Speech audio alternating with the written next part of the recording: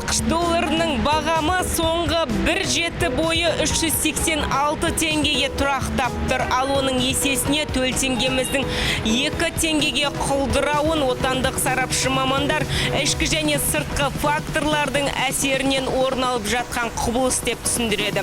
Яғни ақш пен Қытай арасындағы сауда соғысының жандануынан ақш доллары нығайған. Бүгін біз валюта бағамын базар назар бағдарламасы аясында сөз ететін боламыз. Армысыз ағайын.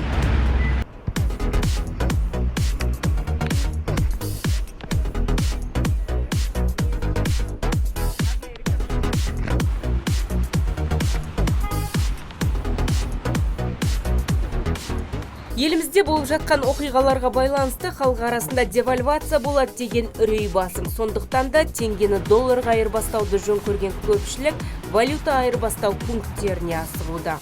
Халық арасында сөз шығып отыр, ақша ауысады деген. Сол ауыстырып қойды отыр. Бар нәрсе. Заң ішінде. Неге ондай қымбат десек, доллар көтерілді дейді. Сол сылтауды бәрі сол долларға не алатырды. Сол себептен жетіспеушілікте болып жатыр.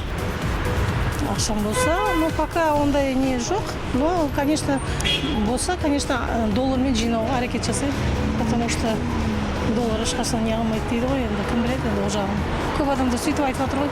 Бұрын келген едім, доллар 381,5 ба, сондай содан алған едім. Біреуден қарыз алып, содан берейін десем, қазір мен көріп көтеріліп кеткен 386-та сондай болып тұрген. Енді қарызға ондай доллар ала алмаймын деп ойлаймын, жоқ. Қарыз алсаңыз да доллар? Қарыз алсам да ол теңгемен аламын, доллармен алмаймын. Мемлекеттің экономикасы мұншалық құлдырамаған еді. Доллар көтеріліп кетіп жатыр. Күннен күнге.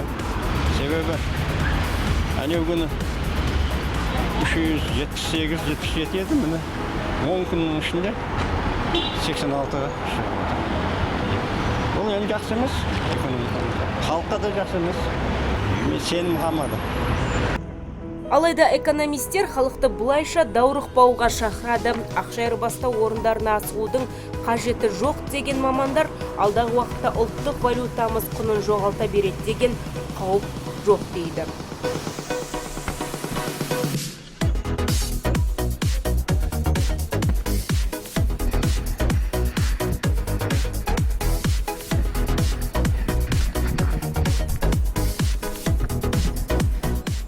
Қазір Brent маркалы мұнайдың бағасы да арзанда, бір баррелі $63 құрайды.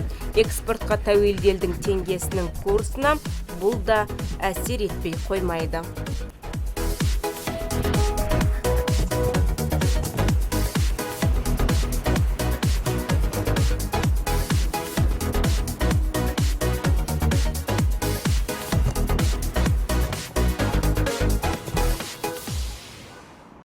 Бағамен таныстыра кетейік. ақш доллары біздің теңгеге шаққанда 386 теңге, ал 1 евро біздің 431,89 тиынға теңескен. Ресей рублі де әзірге 64 теңгені құраса, Қытай юаны 55,78 теңгеге тұрақтап тұр, ал қырғыз сомы 5,51 теңге.